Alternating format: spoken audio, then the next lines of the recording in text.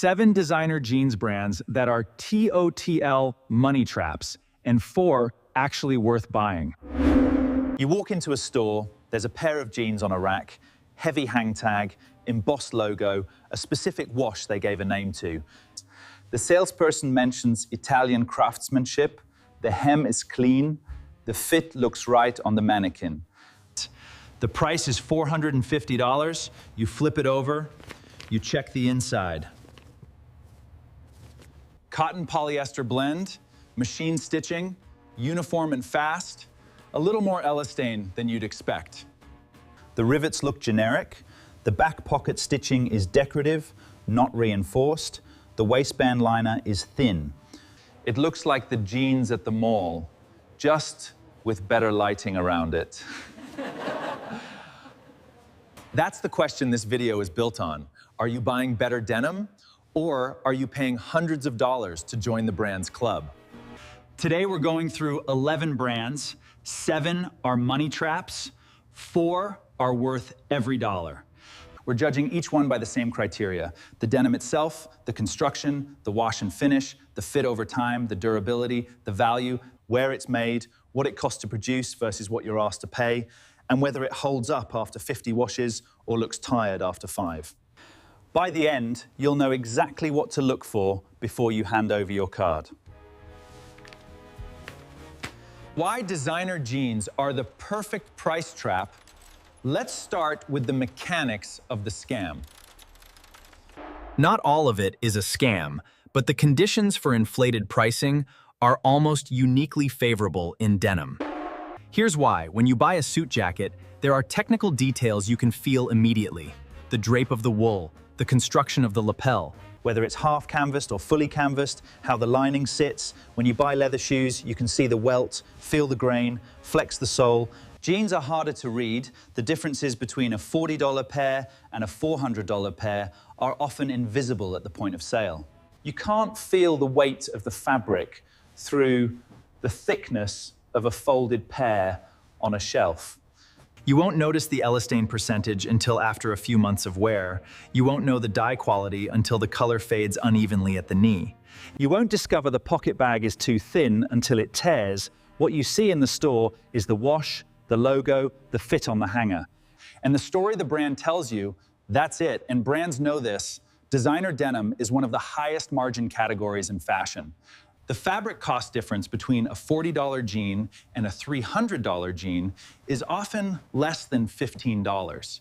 The rest of the gap is logo, retail space, campaign photography, celebrity placement, and the ambient feeling that you're buying into something elevated. Some brands fill that gap with real craft. Most don't. Here are the ones that mostly don't. Money trap #1, the luxury house selling jeans as a status accessory. Gucci, Balmain, Givenchy, Versace. Let's start at the top of the price ladder, where the numbers are most obviously disconnected from the product. You're looking at jeans that run $500 to $900 from houses like Gucci, Balmain, or Versace. The branding is unmistakable, the details are loud. Hardware logos, printed linings, signature patterns on the back pockets, sometimes embroidery, sometimes rhinestones. And here's the thing. This is honest. In a cynical kind of way, these brands are not primarily denim companies. They're image companies. The jeans exist to complete a look, to carry the logo into a context where the tailoring and the accessories live. Nobody at Gucci's design studio is losing sleep over thread count or selvage width. They're thinking about silhouette, season, and signaling. Here. The construction reflects that. You're getting stretched denim with a strong polyester or elastane component, standard industrial stitching, or heat-pressed rather than sewn, and a wash that was designed to photograph well in a campaign, not to age well through years of wear. The fit will often be impressive on day one. It's designed to be. You try it on, the mirror is flattering, the cut feels deliberate. That's the closing argument. 6 months later, the knee starts to bag, the embellishments begin to peel. The color shifts unevenly, and you're left with an expensive pair of jeans that announces a logo without delivering a product. If you want to wear Gucci, but understand what you're buying. Access to the image, not access to exceptional denim. Those are different transactions. Money trap #2. The Rockstar jean that charges for attitude Amiri, Saint Laurent, purple brand. This category is more seductive and, in some ways, more dangerous. Amiri, Saint Laurent denim, purple brand, they're selling a specific identity, rebellion, excess, the kind of cool that costs money to signal correctly. The price range is $350 to $1,200, sometimes higher, and at that number, you expect the attitude to be backed by something. It often isn't. Take Amiri's most recognizable pieces, heavily distressed, pre-torn, washed to within an inch of their structural life. Sometimes with leather inserts in the knee panels, sometimes with bleach treatments, sometimes with fraying that was machine engineered to look accidental. The craftsmanship in creating that effect is real. The problem is that craftsmanship is working against the fabric, not with it. When you distress denim aggressively, tear it, bleach it, grind it, you're reducing its structural integrity by design. You're paying a premium for a pair of jeans that already has less life in it than a fresh, unwashed pair would. And the aesthetic can be worth it to you, that's a legitimate choice, but you should know you're paying for a look, not longevity. You're paying for a specific cultural moment and a specific visual identity when that moment passes, and it does pass. You're left holding a very expensive pair of jeans that feels irreversibly tied to one season's idea of cool. Saint Laurent denim is a slightly different case. The fit is extraordinary, the silhouette is genuinely specific, skinny, aggressive, architectural, and some of the fabric choices are better than average, but the price still sits well above what the construction justifies. And a lot of what you're paying for is the brand's place in the cultural hierarchy of fashion, not a superior product. Purple brand is the newcomer in this conversation. The aesthetic is similar, the hype is loud, the fabric story is thin. Attitude is real, construction should match it. It rarely does at this price. Money trap #3, the Aspirational Basic, Armani Exchange, Hugo Boss, Diesel. This one is the quietest trap because it seems the most reasonable. You're not paying for rhinestones or Rockstar mythology. You're paying for a name that signals taste, prosperity, and a certain level of seriousness. Armani Exchange, Hugo Boss, Diesel's mainline products. The price is $150 to $280, not outrageous, not cheap, premium territory, and the product is fine, it's genuinely fine, the fit is decent, the finishing is acceptable, the branding is subtle, you try it on and there's nothing wrong with it. But fine is not a $200 argument. What you're actually paying for at Armani Exchange is the ghost of the parent brand. The consumer makes an emotional connection. Armani means luxury, precision, Italian taste. Armani Exchange is the affordable arm of that story. The reality is that AX is a fast fashion adjacent label that uses the Armani name as its primary value proposition. The fabric content is often a stretch cotton blend with higher polyester than you'd want. The construction is standard mid-market manufacturing, and the jeans will age like any other mid-market pair. Hugo Boss denim follows the same logic. The brand's strength is tailoring. The denim is riding that reputation into your wallet without earning the transfer. Diesel's mainline, in its current form, is a particularly interesting case. Diesel built a genuine identity in the late 90s and early 2000s around premium denim innovation. The brand had cachet because the product was legitimately interesting. That version of Diesel earned its price. The current mainline produces heavily branded, moderately constructed stretch jeans that trade heavily on a heritage the production has largely moved away from. You're paying for a reputation's interest, not its principle. Money Trap 4, the hype jean that ages fast, Fear of God Essentials denim, Rude, Off-White, Palm Angels. This is where the timeline works against you most visibly. These brands, Fear of God Essentials, Rude, Off-White's denim pieces, Palm Angels, exist at the intersection of fashion and culture. The silhouettes are season-specific. The details signal awareness. The price often runs $200 to $600. And here's the honest problem. The product's entire value is dependent on the cultural moment being active. These details meant something, carried a specific energy, and were genuinely influential at the peak of that moment, paying $400 for those jeans. The energy that made them matter did not. That's an extreme example, but the principle applies across hype-adjacent brands. Fear of God Essentials denim, Palm Angels jeans, Rude.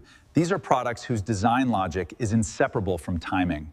The oversized silhouette, the faded wash, the dropped crotch, these details read as deliberate and current right now.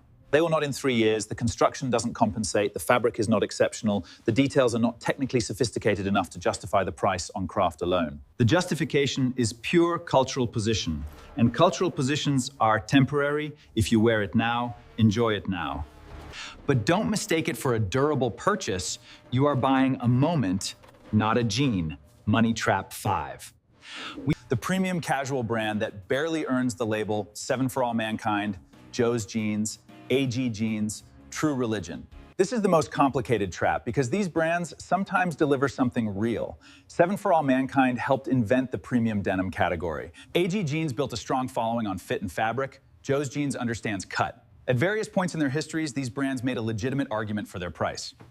The current reality is more complicated. The price range is typically $150 to $300. The brand language is full of words like superior denim. The stores are well designed. The campaign photography is aspirational. The material cards inside the jeans mention things like long staple cotton. But when you examine the actual construction, you often find stretch percentages that are higher than premium positioning warrants. Sometimes 2%, sometimes 3%, sometimes pushing toward 4% elastane or higher in combination with polyester, you find stitching that is competent but not exceptional. You find washes that look impressive in the store and begin to look tired after 15 machine washes. You find a fit that's genuinely excellent on day one and loses precision over time as the stretch loses memory. The key insight here is the dressing room test. These jeans are engineered to win the dressing room. The stretch gives you comfort, the cut is dialed, you feel like you found something. But you're evaluating a product at its absolute peak performance, brand new, under flattering store lighting. The question you should be asking is, what does this pair look like at wash number 30? Does the indigo hold? Does the waistband stretch out? Does the knee bag? For most of these brands, at most price points, the answer is average. It's not bad, average. And average at $200 is not the deal it looks like at $200. Money Trap 6. The jean that's already tired when you buy it D-squared 2, certain Balmain lines, heavy distressed diesel, Amiri's most aggressive pieces. We touched on this in the Rockstar category, but it deserves its own block because the mechanism is different and more technical. When denim is distressed through sandblasting, enzyme washing, stone washing, manual grinding, bleaching, laser treatment, the fabric is being degraded. That's not a judgment on aesthetics, it's chemistry and physics. Denim's structural integrity lives in its yarn. Twill weave, tightly packed cotton fibers, the tension built into the construction. Aggressive washing breaks down those fibers. Sanding thins the fabric at stress points, bleaching weakens the dye, and at high concentrations, the fiber itself. The result is a pair of jeans that looks lived in on purchase and continues to age aggressively from that baseline. The areas that were already thinned by the treatment will develop actual holes relatively quickly. The color will continue shifting in ways the manufacturer didn't fully control. What was designed to look authentically worn will instead look prematurely destroyed. D-squared 2 is the clearest case in the designer space. The brand's aesthetic identity is maximum distress, shredded knees, extreme fading. Technically impressive in the way that a demolition job is technically impressive, but you're buying the result of destruction, not construction. At $500 to $900 a pair, you should be buying something that lasts. You're buying something that was already being consumed before it left the factory. The aesthetic might be right for you, but understand the exchange. You're paying a luxury premium for accelerated deterioration. That's the opposite of value. Money Trap #7, the jean with too much stretch, multiple designer and premium lines across the above categories. This is the most invisible trap of all, and it's worth treating separately because it crosses brands. Check the label before you buy any designer jeans. Look for the cotton percentage. If it's below 90%, if there's more than 2% elastane, or if there's polyester in the blend, you need to recalibrate what you're holding. High elastane content does specific things to a pair of jeans. First, the fit feels extraordinary in the store. The stretch accommodates your body perfectly. You feel comfortable immediately. The jeans move with you. This is deliberately the sensation the manufacturer. Second, over time, stretch memory degrades. The waistband expands and doesn't fully recover. The knee area develops a permanent bag. The seat loosens. The jeans that fit perfectly on day 1 fit approximately on day 90. The more stretch in the construction, the faster this happens. Third, stretch denim doesn't age well visually. The fading pattern is different from raw or rigid denim. Less character, more uniform degradation. The drape changes, the jeans look like athletic wear aging rather than denim aging. Fourth, high polyester content reduces breathability, changes the hand feel, and produces a slightly synthetic sheen over time that reads as cheaper than the purchase price. This is not an argument that all stretch is bad. A small amount of elastane, 1% to 2%, in the right fabric construction can improve a fit without compromising durability significantly. But at many designer price points, you're getting 3% to 5% elastane plus polyester in the blend at a price that should be paying rigid or You're paying premium prices for a composition that's closer to a comfortable mid-market option than to serious denim. And the comfort that seduced you in the store is the exact mechanism that will betray you over time. Check the label every time when an expensive pair of jeans actually makes sense. Here's the turn. The problem was never the price. The problem is the price divorced from the product. A $300 pair of jeans can be an intelligent purchase. A $500 pair can be exceptional value over a decade of wear. The calculus changes completely when the money goes into the right things. into denim weight and quality, into construction that reinforces stress points, into a wash developed to last rather than to impress, into a fit that was designed to age well rather than to peak in the dressing room, there are brands doing exactly that. Fewer than you'd think, more than you'd find in a department store. Here are 4 of them. Worth buying, #1. The brand that thinks about nothing but denim, APC, Full Count or Slow, Warehouse & Co. The brand's new standard jean has been essentially unchanged for decades. That's not stagnation, that's confidence. Predictions. The fit is clean and specific, neither fashion-forward nor workwear adjacent. The denim is raw or lightly washed.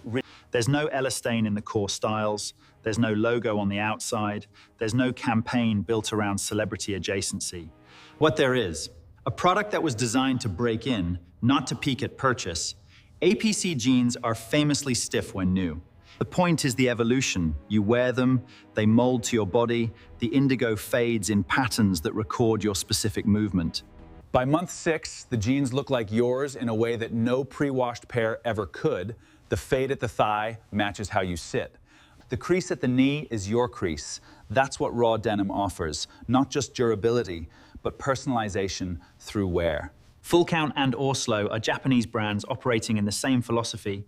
At a slightly more specialized level, both use high-quality cotton, Old growth or long staple where possible, with careful attention to the looming process. These are brands where the people making decisions about the denim know the difference between a 13.5 ounce and a 14.5 ounce fabric and make that choice deliberately. The price is honest. You're paying for fabric, construction, and philosophy, not for logo real estate or marketing budgets. Worth buying #2. the Japanese heritage brand that raised the technical floor, Ironheart, Momotaro, Samurai Jeans, Studio d'Artisan. This block is for viewers who want to understand what denim can actually do at the highest level of craft. Ironheart, Momotaro, Samurai, Studio d'Artisan, these are Japanese manufacturers working in the tradition of repro and heritage denim, using materials and techniques that most of the Western fashion industry abandoned when it mechanized in the 1970s and 1980s. Start with the fabric. Ironheart's signature denim runs to 21 ounces per square yard. For reference, most commercial denim runs between 11 and 13 ounces. Momotaro uses Zimbabwean cotton, specifically selected for its fiber length and fineness, and dyes it with natural indigo cultivated in Tokushima Prefecture. Samurai uses shuttle looms that produce selvedge fabric, a tightly woven edge that prevents fraying and produces a slightly irregular surface texture. That is the hallmark of quality denim construction. Selvedge matters here. When denim is woven on a shuttle loom, the edges are self-finished, the thread tension is different, the result ages differently, more dramatically, with higher contrast between worn and unworn areas, with a depth of fade that cheap denim physically cannot reproduce because the dye has been laid down more deeply into the fiber. The stitching on these garments uses chain stitching and lock stitching in the right places. The hardware, rivets, buttons, zip. The waistbands are often reinforced with a separate layer. The back pockets are secured with bar tacks at the stress points. The price for Ironheart or Momotaro runs $200 to $450 on most models. You can find prices lower in the secondary market. At full retail, you're still getting a far better price-to-product ratio than anything in the 7 traps above, because here, every dollar is in the fabric or the construction, not in the logo or the lifestyle campaign. These are investments in the literal sense. Treated correctly, washed infrequently, stored folded, these jeans last years, decades. There are enthusiasts who wear the same. The documentation is the point. You can see every year in the denim, worth buying #3, the American brand that still respects durability, Levi's made in Japan. Not every good pair of jeans comes with a Japanese heritage story or an extreme ounce weight. This category is for viewers. Levi's made in Japan is the clearest example of a major brand doing it right when it chooses to. The mainline Levi's product, the standard 501 you find everywhere, is decent for its price, but Levi's made in Japan is a different operation.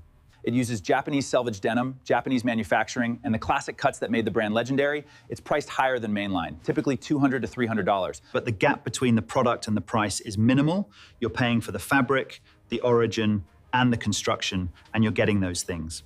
RRL is Ralph Lauren's most serious denim line, and it's serious in ways the parent brand usually isn't. The aesthetic is American workwear, faded, worn, slightly distressed, but distressed through wear simulation based on actual workwear, not fashion editorial. The denim weights are higher than average. The construction references real work clothing from the 1940s and 1950s. The details are accurate to the period. The specific rivets, real chain stitching, proper button fly construction. At $200 to $350 for a pair, RRL is priced fairly for what it delivers. Freenote Cloth is a smaller California brand that deserves wider attention. The jeans are made from Japanese selvage denim. It's cut and sewn with attention to workwear proportion and classic American fit. The price is $215 to $265. There's no fashion noise. There's no lifestyle campaign. There's just a very well-made pair of jeans designed to be worn hard and worn long. Tellison operates in a similar space, with San Francisco roots and a focus on raw denim from Cone Mills, one of the last remaining American selvage denim producers. The product is honest and the price is justified. For a viewer who wants American-made quality without the Japanese brand learning curve, Tellison is an excellent starting point. Worth buying #4, the designer brand that actually earns its price. Acne Studios, Our Legacy, La Mer, Dries Van Noten. This is the acknowledgement that designer doesn't automatically mean trap, but there are fashion brands operating in the $200 to $400 range whose denim is worth the price, not because the fabric is the heaviest or the most technically complex, but because the design itself delivers something that can't be easily replicated at lower price points. Acne Studios is the most obvious example. The brand's fit language is genuinely specific, slightly wide, slightly cropped, with a specific relationship between the waistband and the hip that takes real pattern work to achieve. The denim quality is above average, not at the level of Japanese heritage brands, but solidly above fashion house average. The aesthetic has real longevity. A pair of Acne Studios jeans from 5 years ago does not look dated. The brand invests in cut and proportion rather than logo and trend, and that investment pays off in wearability over time. Our Legacy is similar, a Swedish brand with a specific point of view, producing jeans with unusual silhouettes, interesting fabric choices, sometimes Japanese denim, sometimes innovative blends with real purpose, and a construction level that matches the design ambition. Their second-hand market is strong, which tells you something. Products with real longevity hold resale value. Hype items lose it. La Mer and Dries Van Noten are for the viewer who wants fashion-forward design without abandoning durability entirely. Both brands make specific choices about fabric and finish that are more traceable and more justified than what you find at the luxury houses in the first category. Neither is trying to sell you a lifestyle, they're trying to sell you a garment. The distinction, the one that separates these four from the 7 above, is this. The product is the argument, not the logo, not the campaign, not the celebrity, the actual thing you're holding. What you should walk away with, here's the rule, simplified. Before you look at the logo, look at the composition label. If there's more than 2% elastane, ask yourself why. If there's polyester in the blend, ask yourself what it's compensating for. Hold the fabric in your hand. Does it have weight? Does it feel like it was made to last or made to sell? Ask about origin, not as a political statement, as a quality signal. Brands that manufacture in Japan, in certain American mills, or in specialized European factories are paying more to do so. That cost goes into the product. Brands that manufacture in bulk at scale are paying less. That savings does not reliably come back to you. Look at the seams, look at the back pockets, Check whether there are bar tacks at the stress points. Look at the rivets. Are they stamped with the brand logo or are they generic? Small details reveal manufacturing decisions made at scale. And then ask the hardest question. Would this pair of jeans be interesting without the logo? If the answer is yes, if the fit, the fabric, the construction, the wash, and the proportion all stand on their own, then the price might be justified. If the answer is no, if the jeans are a platform for the logo and the logo is the only real story, then you know exactly what you're paying for. Status is a real thing. People buy status all the time. That's a legitimate transaction if you understand what it is. But don't pay status prices while telling yourself you're paying quality prices. That's the trap. Now you know where it is. If this changed how you see a price tag, follow along.